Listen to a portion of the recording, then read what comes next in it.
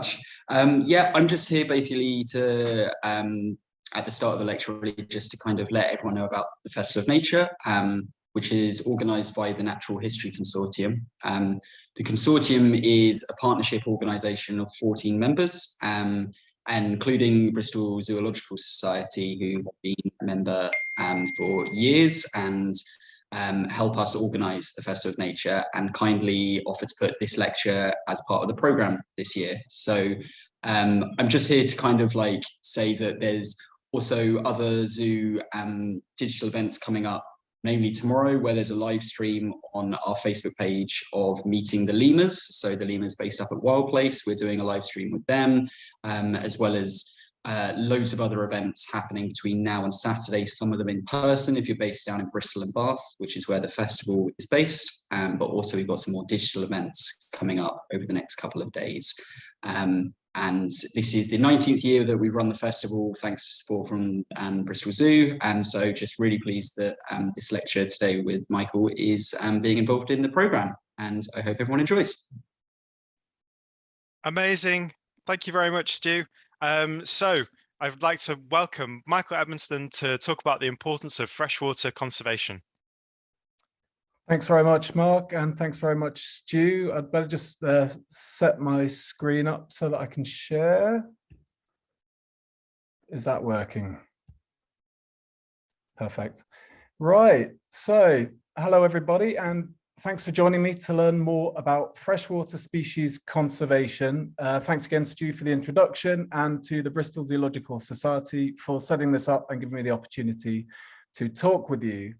My name is Michael Edmondstone, and I'm the Communications and Engagement Lead at Shoal. My background is in communications, not science or conservation per se, and I've only been working in the sector since starting this role. But like most people here, I'm sure, I'm incredibly passionate about the environment. And in September 2020, I was fortunate enough to be offered this job. And since then, I've absolutely fallen in love with freshwater ecosystems and the magnificent species they contain. Now, I'm actually cheating a little bit here, as this isn't truly a story from the field. I've not yet been into the field on a freshwater conservation expedition, though of course I hope to do so in the future. But what I've learned from the work I do is that there's a real treasure trove of weird and wonderful, beautiful and bizarre, surprising and amazing creatures found in freshwater that could keep you learning for many, many lifetimes. Freshwater is home to some truly remarkable species. I just want to very quickly introduce a handful to help illustrate the wonderful diversity found in fresh waters. Clockwise from the top left here, we have the Mekong giant catfish. It grows up to 350 kilograms and up to 3 meters long. It's a gentle giant that only eats algae and invertebrates that live on the bottom of the river. There's a lot of mystery surrounding them. Nobody knows how long they live, but they have this incredible migration as part of their life cycle, or historically, at least, before their migratory swimways were blocked by dams. And in these migrations, they swam many hundreds of kilometers, potentially more than 1,000 kilometers, up the Mekong River from the coast in southern Vietnam, right the way up to northern Thailand and possibly beyond. Just to the right of that, Michael, just sorry to interrupt you. At the moment, what I'm seeing on the screen is you with your background, and the slideshow is small. Just checking. Can other people see that slideshow properly? It could just be an issue that I'm having. Oh, there we go. So it's an issue of swapping screens. Just checking with everyone online. Can you see the slideshow at full screen? You can just post in the chat.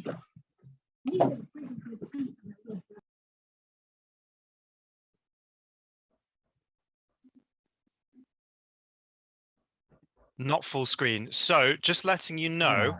So what you'll have to do, there should be a little option that says swap shared screen with video. This is to you participants. So if you're watching this, you should be able to swap the screen so that you see the presentation in full screen, with Michael's face as small. So if everyone would maybe give that a go, and just let me know. Sorry to interrupt you, Michael. I just thought it would be a shame for people not to be able to see your presentation full screen. No, absolutely fair enough. That's very understandable. The picture's a lot more interesting than my face.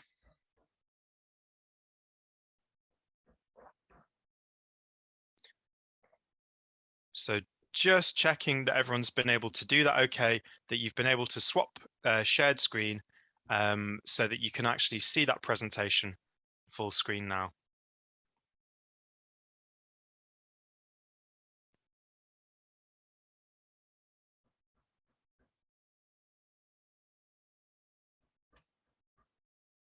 Is that looking good now? Yep, I'm seeing someone already responding. Yep, all good. Okay, cool. Thanks, Michael. Apologies for that. No, not at all. Glad it's sorted. I'll crack on. Unless there's any reason, unless some people still haven't got the screens quite sorted. Okay, cool. So the fish in the middle, the kind of black and white striped thing that looks a bit like a stick of licorice, is known as Harvey's licorice gourami, and they've adapted to breathe air because of the very oxygen poor waters that they live in, and they live in a very small and rapidly shrinking area of peat swamp forest in peninsular Malaysia. That huge pancake-looking thing in the top right is the giant freshwater stingray, which can grow up to 4 meters long and 600 kilograms in weight. Television angler Jeremy Wade once snapped a tendon trying to haul one in and claimed it was the longest it's ever taken him to get anything in. They're obviously huge fish, but very seldom seen. They're quite rare to be caught, but one was recently caught and released in Cambodia, making headlines around the world. Just underneath that is the crimson spotted rainbow fish. Now there's a myth that fish have a 5-second memory or a 3-second memory or something like this. Well, research has shown that many fishes have actually quite good memories, and the crimson spotted rainbow fish can remember things for around 1 year, which is approximately 1/3 of its life. The toad in the bottom right is the starry night Harlequin toad. Now this species was lost to science for nearly 30 years until late 2019, when a group of conservation biologists were allowed to enter Colombia's Sierra Nevada de Santa Marta, which is an area considered sacred by the indigenous Arhuaco people of the Sogrome community. The species was found living there in fairly robust health, and it was being looked after by the indigenous community, who consider it a symbol of fertility and a guardian of the water. It has now become a flagship for the power of local indigenous knowledge in protecting and recovering species. At the bottom there is a lamprey, some lampreys, and they're an incredibly old group of species at around 530 million years old, which is more than twice the amount of time since the dinosaurs first evolved. On the bottom left is a Hawaiian Gobi, and now these fish may only measure around 7 centimeters, but they have one of the most surprising and remarkable migrations of any fish. Juveniles journey from the sea to freshwater streams where they mature into adults. When they reach the immense vertical barrier of the 135-meter Akaka Falls, they use their sucker-like mouths to climb up the falls, pulling themselves up fin by fin, which is the equivalent of a person pulling themselves up a vertical wall the height of Everest. Finally, this cute little creature with a smile here is an axolotl, which are a species of fully aquatic salamanders that can breathe through, breathe through frilly external gills. They are masters of regeneration and can regrow their limbs, lungs, kidneys, and even parts of their brain. But let me ask you a question. How often do you see these species or any of the other incredible species that live beneath the surface of the world's rivers, lakes, and wetlands represented on natural history programs? Sure, you sometimes see salmon, and there are often hippos and crocodiles, but can you remember seeing the magnificent cichlids of Lake Tanganyika, or the remarkable colourful fishes from India's Western Ghats, or even the Amazon. Due to a whole score of reasons, there's an extraordinary variety of freshwater species that we know very little about. All too often, the species beneath the surface are out of sight and out of mind. Some programs have done a really excellent job of shining light on the large, sexy species, such as the arapaima of the Amazon and the Goliath tigerfish of the Congo River. Jeremy Wade has been amazing at engaging new audiences to some of the bigger, more immediately, obviously impressive creatures. But these creatures have been nicknamed river monsters, and their almost mythical qualities, such as fearsome teeth and their reputation for being man-eaters, have been used as bait to attract viewers. Freshwater wildlife just hasn't been given the airtime that marine or terrestrial animals have enjoyed, and I believe it's time they were valued in their own right as complex, intelligent, and fascinating creatures on a par with anything in the land or the sea. This is arguably all the more surprising considering there's a huge issue facing freshwater ecosystems around the world. Research has found extinction rates for species living in freshwater were 4 to 6 times higher than their terrestrial or marine cousins. With around 1 in 3 freshwater fish species threatened with extinction, these creatures are the most threatened on Earth. The Chinese paddlefish, Cephalus gladius, was a truly iconic species. It grew up to 3 meters long, making it one of the world's largest freshwater fish, and it had this huge paddle-like snout jutting out from above its mouth to help it catch prey. The species was ancient, around 200 million years old, and had survived unimaginable changes and upheavals, including ice ages and the mass extinction that killed the dinosaurs and marine reptiles that the fish swam alongside. But on the 6th of January 2020, scientists announced that the species had gone extinct. Despite it being one of the largest freshwater fish in the world and one of only 2 species of paddlefish, efforts to save it were too few and too late, and unable to cope with the pressures that humanity had put on it, the species disappeared from our waters. Despite everything it had survived, it couldn't survive the pressures put on it by humans, mainly overfishing and the construction of dams. The magnificent creature disappeared from the earth and hardly anybody even noticed. There was no global mourning, no day of recognition. There was barely any mention in much of the mainstream press. We barely blinked when we lost on our watch this magnificent animal forever.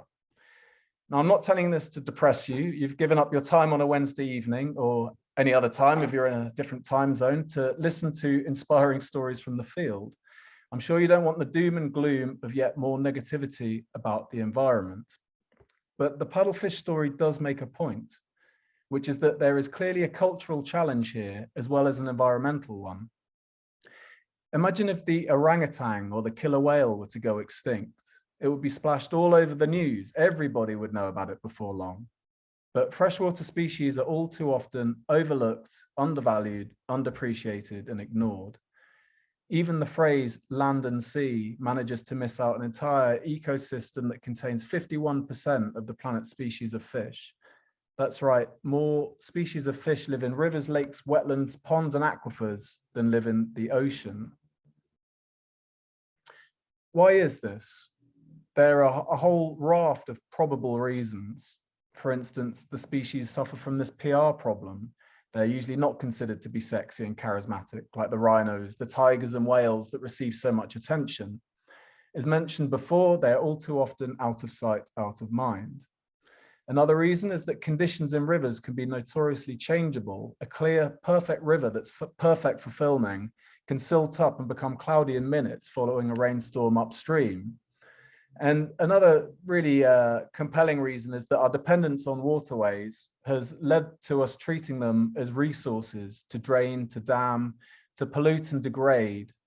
We've overfished and over-abstracted, over-irrigated and over-industrialized our waters. But in some ways, fresh water shouldn't really need a big introduction. It's the one thing that connects everybody on the planet. Most major cities and civilizations sprung up by fresh water, and many cultures revere rivers as gods. Yet there are some facts about fresh water that may well surprise you. I've already mentioned that 51% of the Earth's fish species are freshwater inhabitants, even though freshwater only covers 1% of the world's aquatic habitat. Freshwater ecosystems also support 11% of all known animal species, including 1/3 of vertebrate species. It's thought that freshwater habitats support more species per square kilometre than the land or ocean counterparts. So they're these incredibly rich, biodiverse, dynamic habitats that can be considered on a par with coral reefs and rainforests for the amount of life that they support. But still, they are losing biodiversity 2 to 3 times faster. Just as the loss of the Chinese paddlefish went unnoticed, so is much of the freshwater biodiversity that underpins all life on Earth. We've been focused on life in forests and grasslands and the sea, while life in our rivers and lakes has been damaged and destroyed. There's been a staggering 84% decline in populations of freshwater species since 1970, and freshwater fish compete with amphibians for the unwanted title of the most endangered group of vertebrate species. Again, out of sight, out of mind. Shoal was established in 2019. It's a relatively new organization to fill this glaring gap in the conservation narrative. It's built on the fact that there's been so much neglect of the issue in conservation. It brings together conservation organizations, local partners and businesses, and niche groups such as the home aquarium community and anglers to find the solutions together to this freshwater species crisis. Shoal's mission is to stop extinctions, and we work closely with the IUCN Freshwater Fish Specialist Group. Brian Zimmerman, I believe, is on this call, is the Director of Conservation at the Bristol Zoological Society and the co-chair of the FFSG. In partnership with organizations around the world, particularly at the local level where action is most needed to save threatened species. We aim to shift and transform over the next 10 years from freshwater conservation being almost entirely neglected to receiving global levels of attention proportionate to the crisis these species face. Shoal is hosted by 2 tremendous organizations, one in the UK and one in the USA, and it would be remiss not to give them a shout out. They are incredibly supportive in terms of resource and expertise. Synchronicity Earth here in the UK and Rewild in the USA really collaborate with us to help amplify our messages and reach new audiences. So what do Shoal do? We have 3 pillars to our strategic plan: inspire, mobilize, and act. Let me expand on what each of these pillars means. So inspire. Our analysis has shown that raising awareness of the diversity, complexity, beauty, and fragility of freshwater species is the very foundation of everything that we need to shift the extinction curve and stem the tide of the freshwater extinction crisis.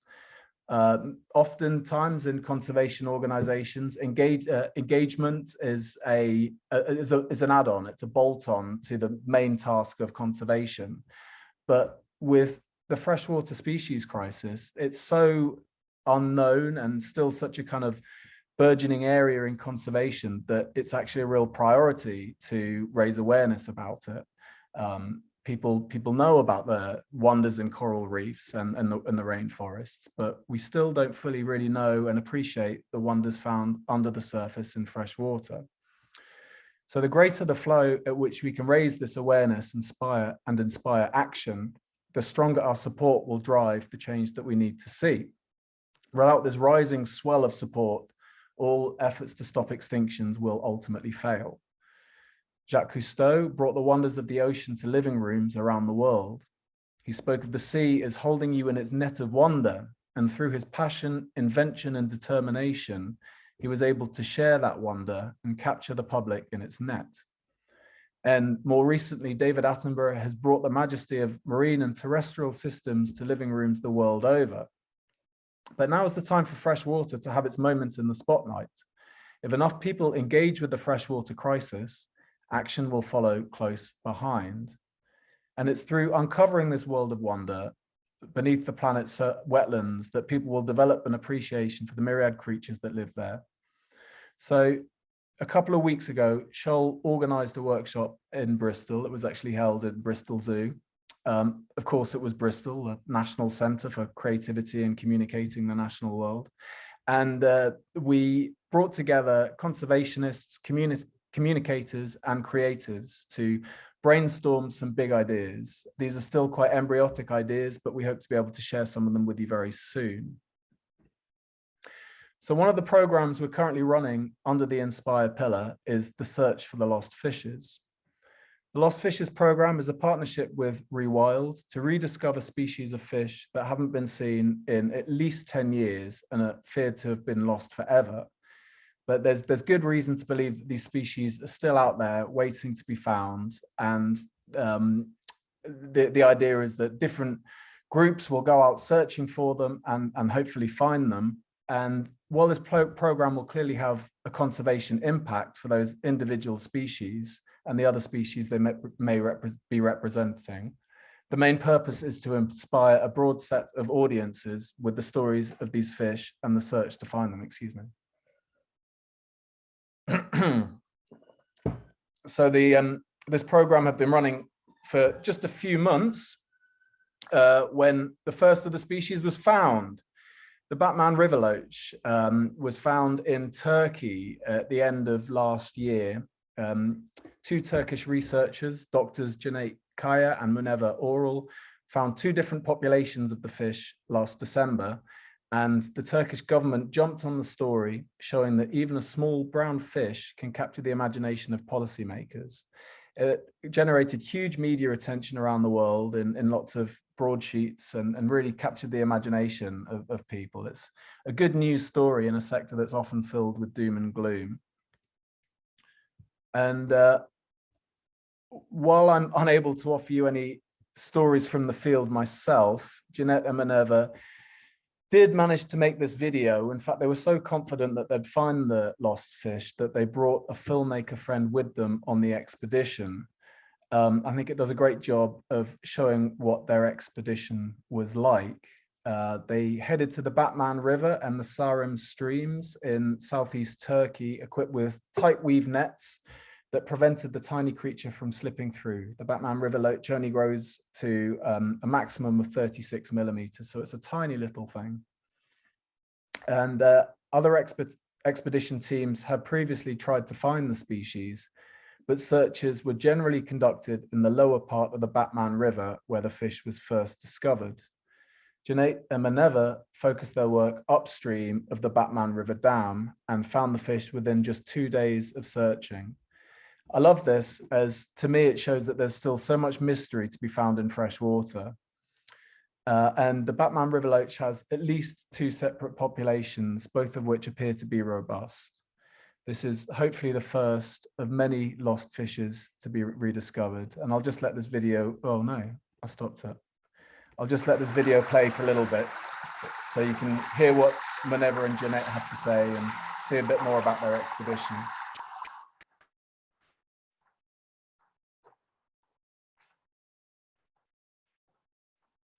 It is the lost fishes.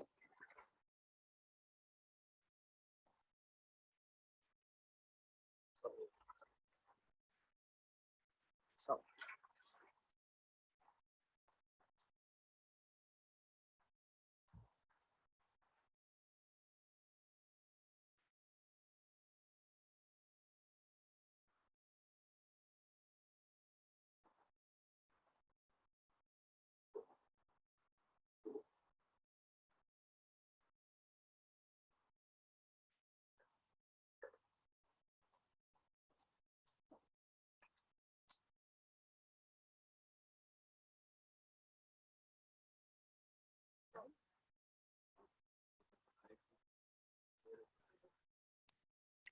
Michael, just letting you know that I can't hear it very well. Is there a way of turning it up? Is that helped at all? If it doesn't work, then I'll just stop it. Has that made it any louder?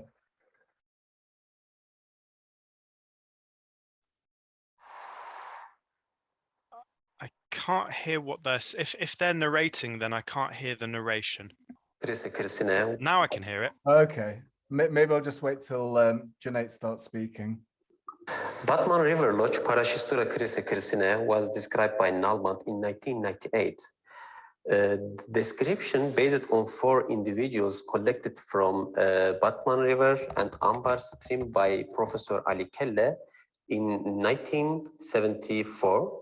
After this year, after the first collection, the species has never seen again. Some scientists tried to find this species, but all efforts failed. This small fish included the list of the 10 most wanted fish species in the world by Shoal. When the Shoal officials contacted with me about searching the species, I was very happy and excited.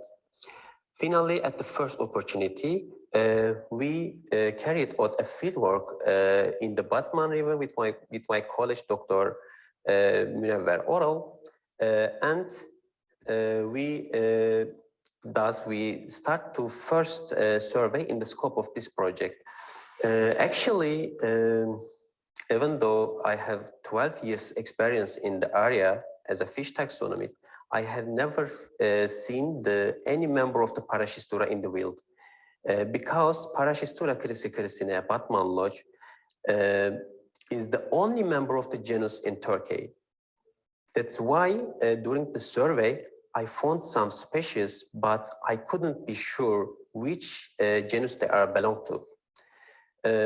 During the end of the survey in the creek, hopefully I found an additional specimen which had vertical bands on the flank that is diagnostic character of the Parashistura crisine, and I thought about the species is this.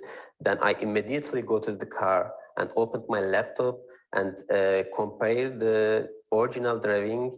Then we saw it was the Batman River Lodge, and it was an elusive happiness moment. We have found one of the 10 most wanted fish species in the world. Our first goal is to redescribe the species based on the molecular and morphological analysis. Our second goal is to start a conservation action about the protected species, because this species is an endemic species and critically endangered species, as well as its distribution range quite restricted.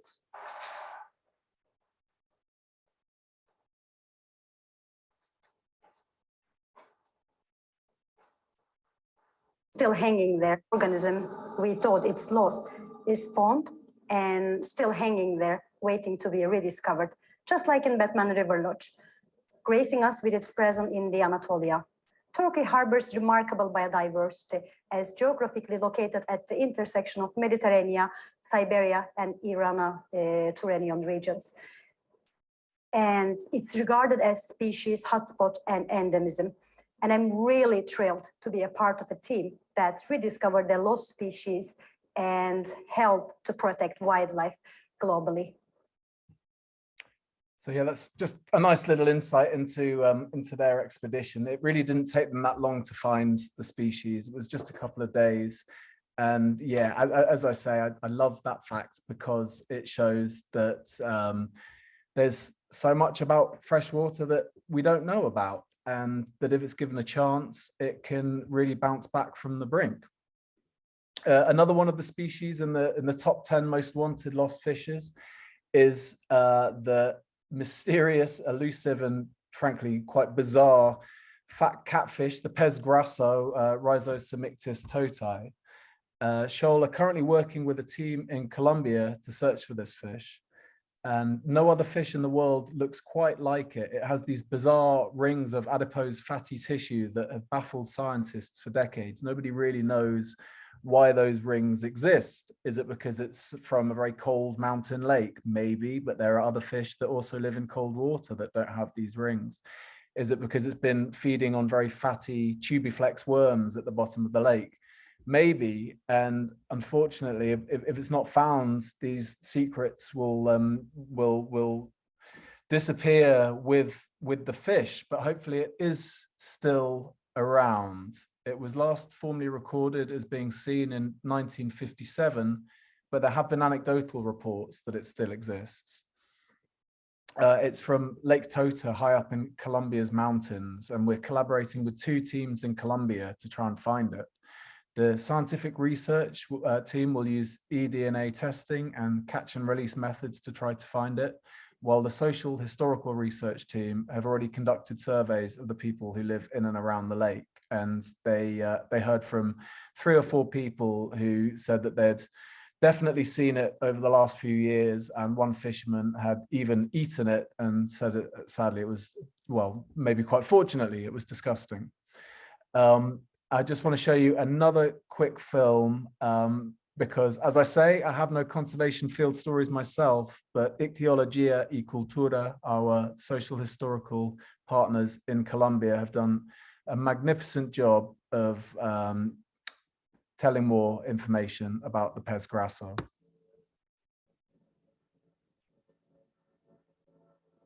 Los humedales son las arterias y las venas de Colombia.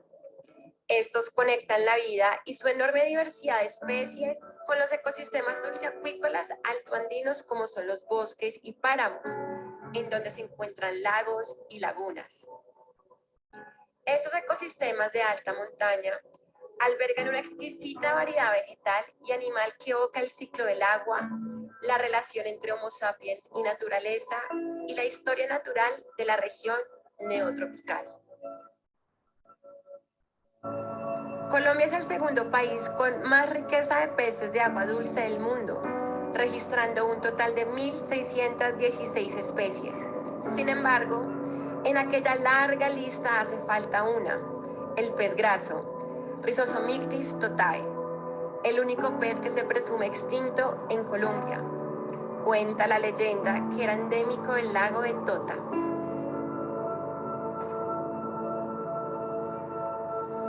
Ubicado a 3.015 metros de altura en la parte superior de la cordillera oriental de Colombia, se encuentra el lago de Tota.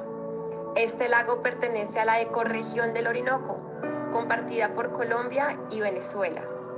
Existen 6 peces endémicos de esa ecorregión, entre ellas el pez graso. En noviembre del 2021, Shoal Conservation, junto a socios locales, emprendieron una nueva búsqueda del pez graso, donde ha sido necesario implementar una investigación colaborativa e interdisciplinar en la interfaz de la ictiología neotropical y las ciencias sociales. En esta investigación, entendemos la interdisciplinariedad como un intento de interacción mutua entre los componentes disciplinarios que implica cruzar los límites de varias disciplinas académicas con paradigmas de investigación contrastantes, con el fin de crear nuevas teorías y conocimientos en torno al pez graso. Esta es la búsqueda interdisciplinar del pez graso, que se enriquece al tener un enfoque participativo, al involucrar saberes locales que revelan encuentros recientes con el pez, aumentando la esperanza de que la ictiología lo encuentre de nuevo con vida. Esta es su canción. Muchos años ya han estado y nadie lo ha encontrado. Ni pescadores ni campesinos. Ese pez está extraviado. Ese pez graso, el pez graso.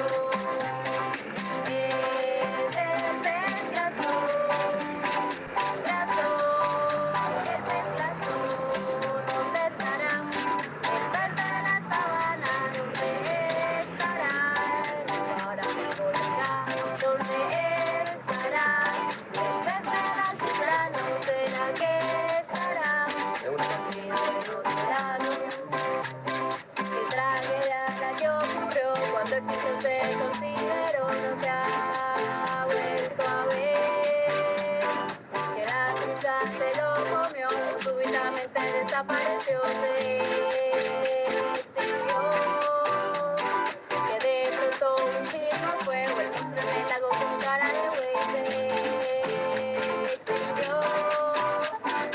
Ese pez graso,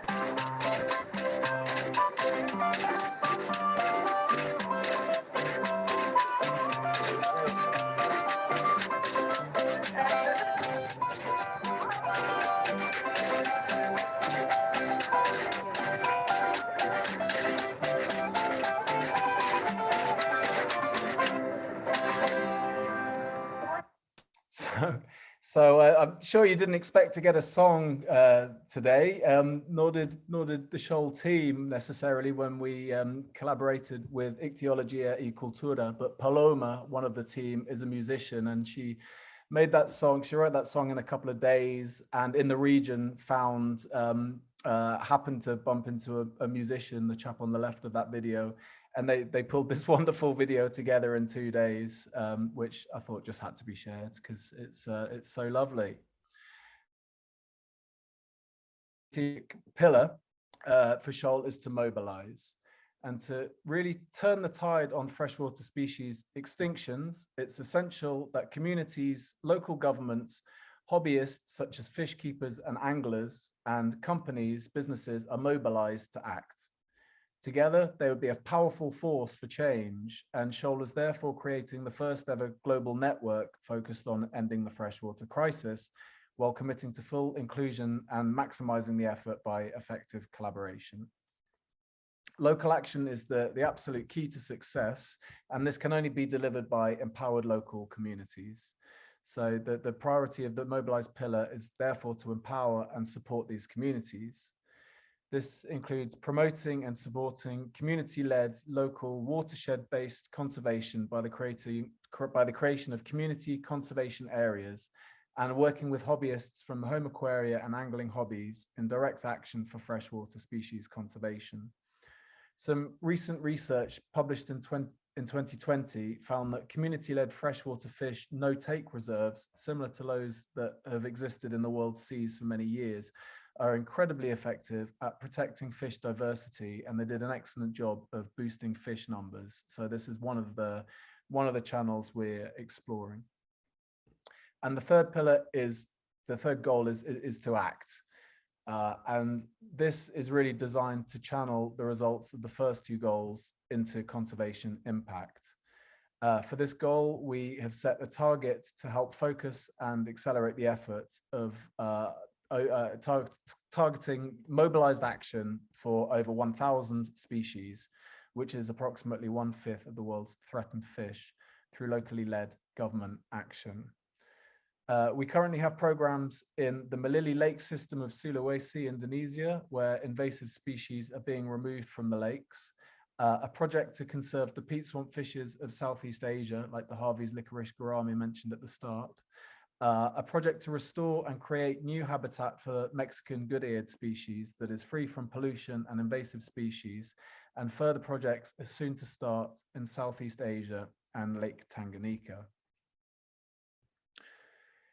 I was originally invited to do this talk off the back of a publication of the New Species 2021 report, which was born from the idea of helping profile the taxonomists and researchers who work so hard to identify and describe new species, often with very little credit or recognition, and to highlight the magnificent fish species that are discovered every year. Astonishingly, there are still hundreds, potentially thousands of freshwater fishes still to be discovered. In South America alone, more than 104 new species of freshwater fish have been identified every year for the past decade, which is an average of 2 new species every week. The new species reports will be an annual release that will help put these species and the researchers and taxonomists who discovered them on the map. The press loves stories about newly discovered species, as they are rays of positivity in a sector that's often defined by doom and gloom. New Species 2021 contains incredible species like the wolverine pleco that has these tough spikes over its gills that it uses to stab anything that tries to mess with it, and Daniella cerebrum, which is already proving to be very useful in scientific research into brain function. Go and check them all out in the report on the Shoal website. There are some amazing species there. And the fantastic freshwater report was released last month, just in time for the International Day of Biological Diversity. It contains 50 species, each of them profiled, 5 each from each of the main taxonomic groups, so amphibians, birds, crustaceans, mammals, mollusks, even freshwater fungi, which is a very niche, very burgeoning sector. It was a collaboration between hundreds of conservationists from 21 IUCN species specialist groups and red list authorities, which is the first time this has happened to communicate freshwater species. The purpose was to draw attention to the magnificent diversity found in the planet's lakes, rivers, and wetlands, and to highlight the myriad threats that they face. Both were designed to elevate freshwater species into the mainstream media and to amplify the messages about them. Now, we know that we have a big challenge ahead of us, but with Shoal's partnerships with excellent NGOs around the world, and if a handful of corporations step up and show leadership in funding the solutions to these challenges, we can really make a huge difference together. In fact, rivers, lakes, and wetlands have been shown to bounce back relatively quickly when given the chance. So if you really care about halting extinctions and biodiversity loss, freshwater is actually the best route, as so many species get pulled in for the ride when areas of freshwater are protected. Funding is, of course, a perennial challenge in conservation, and it's no different in freshwater. We are always on the lookout to partner with progressive companies who wish to halt extinctions in rivers, lakes, and wetlands. Awasa, the manufacturer based in Germany of aquariums and pumps for fish keeping hobbyists, have been brilliant at supporting us financially, but to really fulfill our ambitions for Shoal, we really need other corporations to also rise to the challenge. So next steps. We need to consistently fundraise for all existing programs. That's, as mentioned, it goes with the territory of conservation. We want to really increase our collaboration with the aquarium hobby. Late last year, we had a soft launch for the Save Denise's Friends appeal, but we're really ramping that up now. So Denise, this cartoon fish here, is a Denison's Barb. And the idea is that, well, the Denison's Barbs are incredibly popular in the aquarium hobby. I think there are some really nice examples in Bristol Zoo in the aquarium there. They're very popular in the aquarium hobby. If you go into most aquarium stores, you're likely to see them.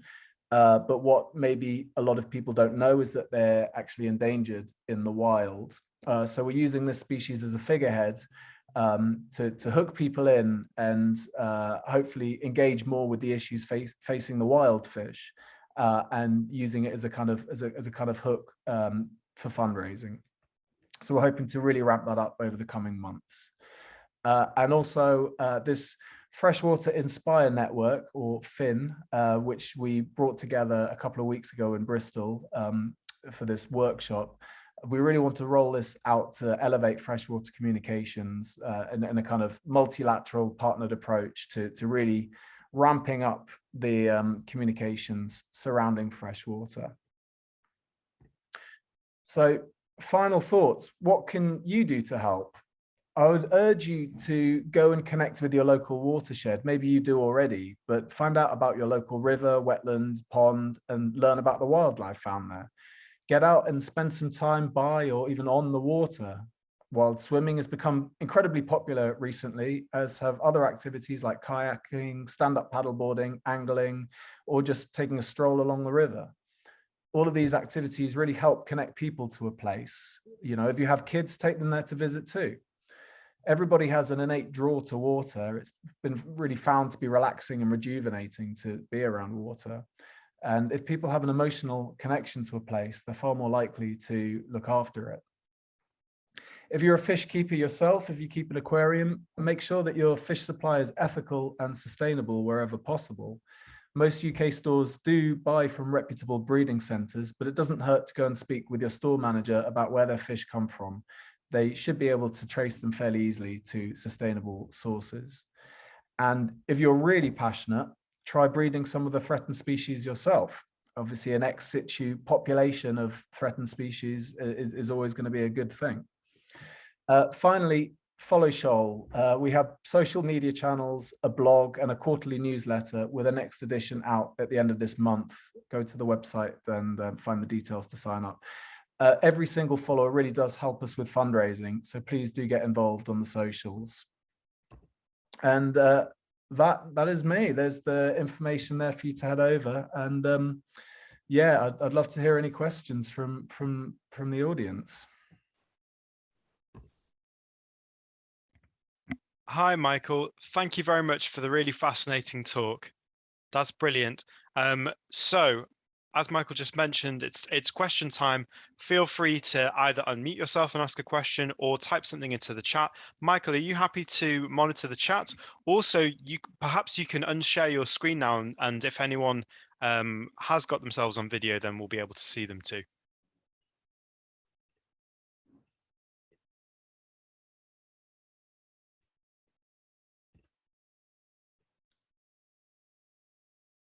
Oh no, no questions. I'll tell you what, I'll kick us off while everyone thinks of really difficult questions for you. So Michael, a personal question.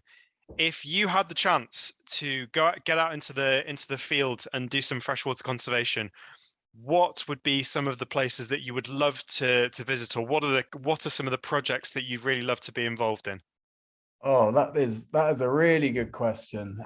I really don't think that any conversation about freshwater species conservation can truly exist without mentioning the Amazon. It's such a diverse, vibrant place that has just got so many different species. And there are some wonderful projects out there at the moment. There's a place called the Amazon Research Center that's well worth checking out. They're doing a very good job of working with local communities to boost populations, and yeah, I think they have an ex situ breeding program, and they're very, very community focused, which conservation should be, in my opinion, working with the local communities. There's a big conversation in freshwater, a bit of a debate about wild caught, whether it's whether having wild caught fish is the right route to go down. It's a little bit of a contentious discussion, but what Amazon Research Center do a very good job of is working with the community catchers, the fishers in the Amazon, whose livelihoods depend on catching fish. And there's a very good argument that the fish are completely sustainable, because there are seasonal floods, and each time the areas dry up, then the fish go extinct from that area anyway, but there are eggs that when the floods come back, the fishes come back. So it's very seasonal and very sustainable. I would absolutely love to get out into the Amazon and go and spend some time at the Amazon Research Center and really see these fish in the wild for myself. But that's a really good question. Thank you for asking it. So in the chat, Fernandez has said, was just wondering about the last point you brought up about breeding and releasing endangered species. Might this potentially cause other issues if these species are released into the wrong habitats? Yes, to be short, is the short answer. Absolutely would potentially cause other issues. So in no way are we suggesting that people should release any fish into the wild. But what an ex situ breeding program does is just to have a contingency if the species were to go extinct in the wild, in the same way that there are seed banks to keep the possibility of plants for the future. At least if there's ex situ populations, then those fish haven't gone extinct completely. Even if they have gone extinct in the wild, at least there are robust populations in people's homes. So no, absolutely not advocating releasing any fish into the wild. Far from it, quite the opposite. But yeah, good question. Thank you. Brian is asking, what do you think is the best way to communicate and engage with local and national government to get them to support freshwater conservation more? Yeah, another very good question. I think this comes back to the inspire pillar. It comes back to this idea of uncovering the world of wonder, so that people are able to see and understand for themselves that actually they're not pointless species that aren't worth saving. They're actually incredibly rich and interesting and essential for humans as well. They're considered to be the canaries in the coal mine. If waterways are unhealthy, then the surrounding land is bound to be unhealthy, and humans are bound to be unhealthy too. if we look after our rivers, lakes and wetlands, then it's the sign of a much healthier, broader ecosystem. So I suppose that the best way is exactly that, by working in partnership with NGOs and local people in the country to uncover that world of wonder. And then hopefully they'll understand. It won't be so kind of abstract and theoretical. It'll be something that they have more of an emotional investment in. So Jessica is asking, I know pond dipping is a classic school children activity. I guess there are too many health and safety issues for any bigger freshwater site. Do you know of curriculum expansion to include more freshwater education at schools? No, I'm afraid I don't, Jessica, but that's a good question, and I can try and look into it. I agree, it could be a really good idea to, I don't know how it might look, but certainly helping engage children with their waterways in any way would be a really good thing. Maybe even I spend a lot of time on the canal, and there are a lot of anglers there, and they connect through catching perch and tench, and they release them back, and they have a very strong connection to the waterway there. If there's a way to get children just as interested, then brilliant. I'm not sure what the health and safety issues of using a rod and a line and hooks are, but it's a good question. And yeah, I think that in the same way that there are forest schools, maybe there should be river schools. Any other questions? I could jump in with a quick question if we've got a little break. I was just wondering if Shoal focus. I don't remember if I saw a focus on biosecurity. I know that we've got Jen Nightingale amongst our participants, and Bristol Zoo conservationists have been doing lots of work related to that. Is that something that you do? Biosecurity, sorry, in what way? So, I mean, for example, trying to ensure that people don't accidentally release invasive species into different waterways. So we have issues in UK rivers, etc., with introduction of, for example, signal crayfish, which are a threat via crayfish plague to native UK species. Jen's probably sitting there smirking to herself at this point. No, that's not something that any of our programs are currently doing, but the way we've assessed our priority regions is to work with scientists to find out which regions will have the biggest impact for the most number of species.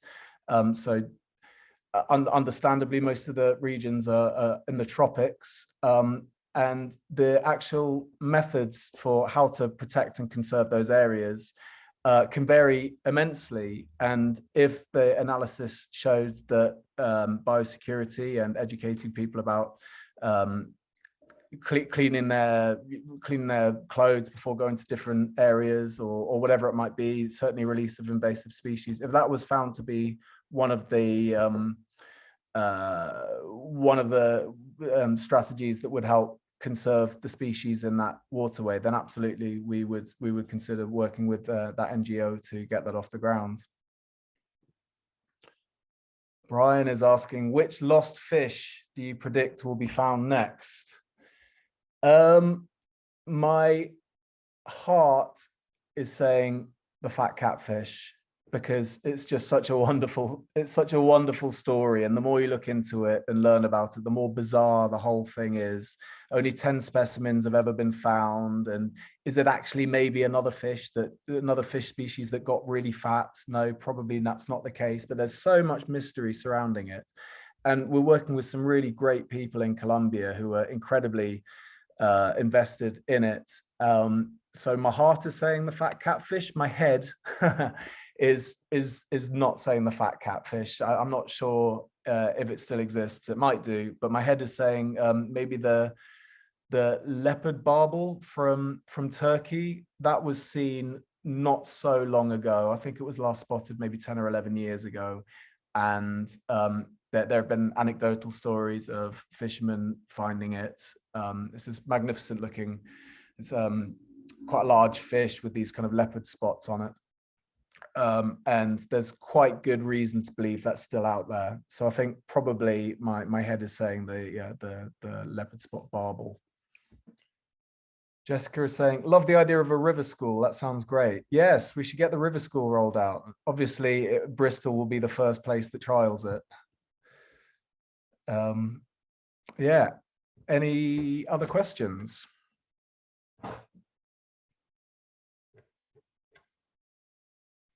If you do think of anything else, obviously, feel free to drop me an email, get in touch, stay engaged with Shoal and with freshwater species. And as I say, please give us a follow on the social platforms. It really does make a difference.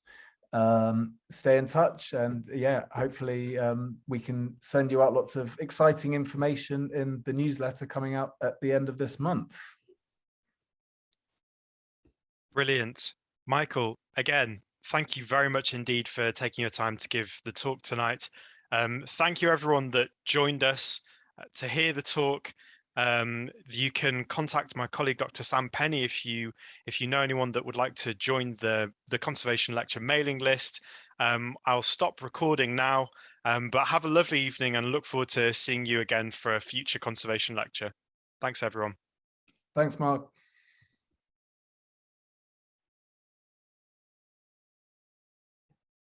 Okie doke, so I'm going to stop the recording.